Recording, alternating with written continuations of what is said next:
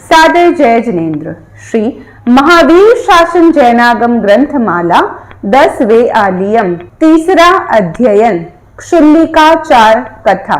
हिंदी अनुवाद। जो संयम में सुस्थितात्मा है, जो विप्रमुक्त है, त्राता है, उन निर्ग्रंथ महर्षियों के लिए ये अनाचीर्ण है, औद्देशिक, निर्ग्रंथ के निमित्त बनाया गया, कृत निर्ग्रंथ के निमित्त खरीदा गया, नित्याग्र, आदर पूर्वक निमंत्रित कर प्रतिदिन दिया जाने वाला, अभिहृत, निर्ग्रंथ के निमित्त दूर से सम्मुख लाया गया आहार आदि लेना,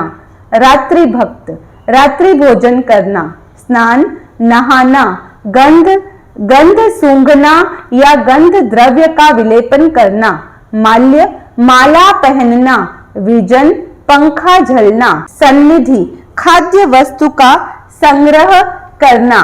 रात वासी रखना, गृही, अमत्र, गृहस्थ के पात्र में भोजन करना, राजपिंड, मूर्धाभिषिक्त राजा के घर से भिक्षा लेना, किमिच्छक, कौन क्या चाहता है यो पूछकर दिया जाने वाला राजकीय भोजन आदि लेना, संबाधन, अंग मर्दन करना, दंत प्रधावन, दांत पखारना, संप्रच्छन, गृहस्थ को कुशल पूछना, देह प्रलोकन, दर्पण आदि में शरीर देखना, अष्टापद, शतरंज खेलना, नालिका, नलिका से पासा डालकर जुआ खेलना, छत्र, विशेष प्रयोजन के बिना छत्र धारण करना, चिकित्स्य, रोग का प्रतिकार करना, चिकित्सा करना, उपानत, पैरों में जूते पहनना, ज्योति समारंभ, अग्नि जलाना,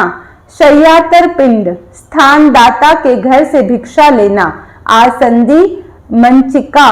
पर्यंक, पलंग पर बैठना, गृहांतर, निषद्या, भिक्षा करते समय गृहस्थ के घर बैठना, गात्र उद्वर्तन, उबटन करना, गृही वैयापृत्य, गृहस्थ को भोजन का सविभाग देना, गृहस्थ की सेवा करना, आजीव वृत्तिता, जाति, कुल, गण, शिल्प और कर्म का अवलंबन ले भिक्षा प्राप्त करना, तप्ता, निर्वृत्त, भोजित्व, अर्ध पक्व सजीव वस्तु का उपभोग करना, आतुर स्मरण, आतुर दशा में भुक्त भोगों का स्मरण करना,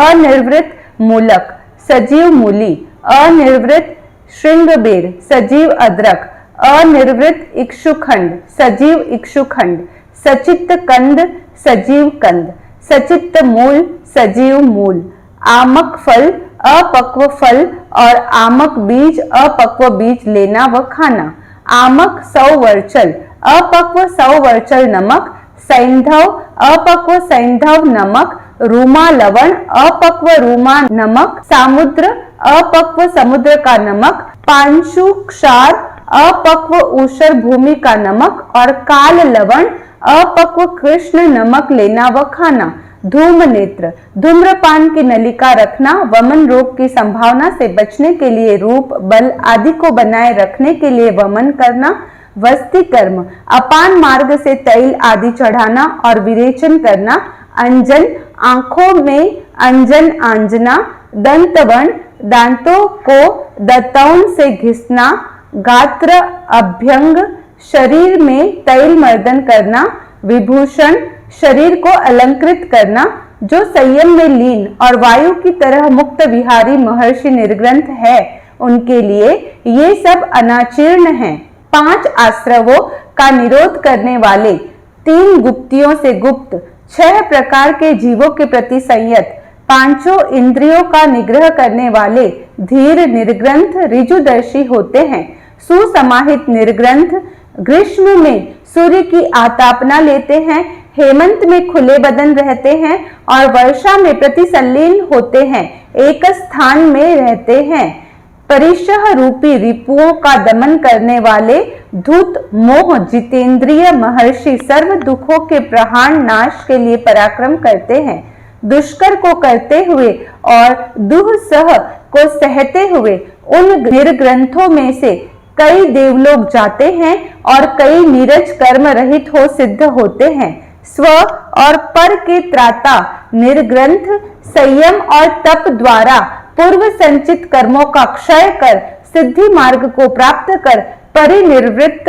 मुक्त होते हैं, ऐसा लेखक कहते हैं। ओम अरहम।